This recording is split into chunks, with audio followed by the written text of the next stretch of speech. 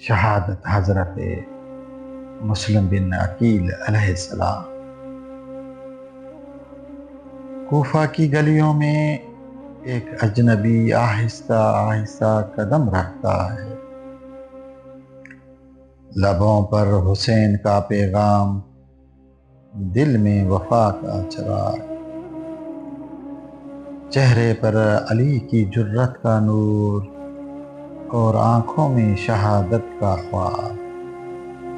یہ مسلم بن عقیل ہیں، حسین کے سفیر، وفاداری کا علم بردار۔ جب مکہ سے رخصت ہوئے تو امام علیہ السلام نے گلے لگا کر فرمایا، اے میرے چچا کے بیٹے، تم میرے اعتماد کا نشان ہو، تم میرا دل ہو۔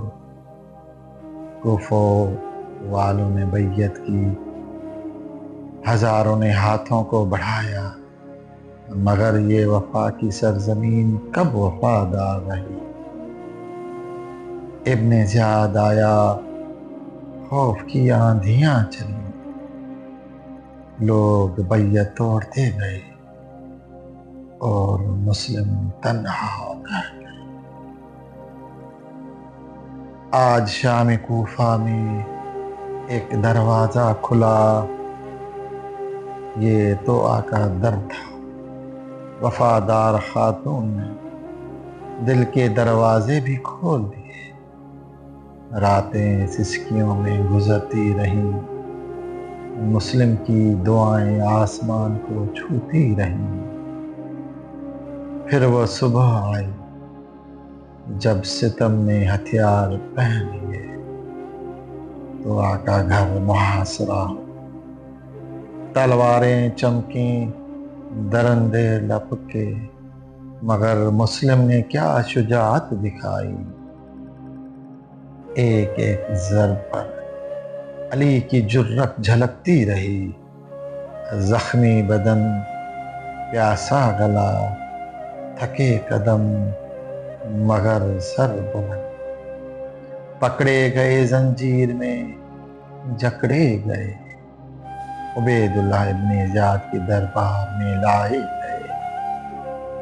آہ کیا باوقار قیدی تھا وہ، نہ خوف نہ لرزہ، صرف حق کی صدا۔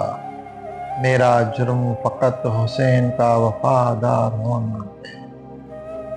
ابن زیاد نے حکم دیا، اسے چھت پر لے جاؤ، اس کا سر قلم کر دو، اور پھر کوفہ کی چھت پر کھڑا ہو۔ وہ حسین کا نمائندہ، نماز ادا کی، آخری سجدہ کیا اور سر قلم کر دیا گیا۔ زمین نے کام کر سرخ لباس پہن لیا، آسمان اشک بہانے لگا، ہوا نے دروازہ بند کر لیا، اور دل بھی۔ اور ادھر کربلا کی طرف رواں قافلے میں امام حسین نے آسمان کی طرف دیکھا، فرمایا، مجھے مسلم کی خوشبو نہیں آ رہی۔ اے وفا کے مسافر، تو کوفہ کی وفا سے شکست نہ کھا سکا، تو رہتی دنیا تک وفا کا علم بن گیا۔ کاش آج بھی کوئی مسلم پیدا ہو جو وقت کے حسین کا پیغام لے کر نکلے، اور سر کٹا کر بھی وفا کی جیت لکھ دے۔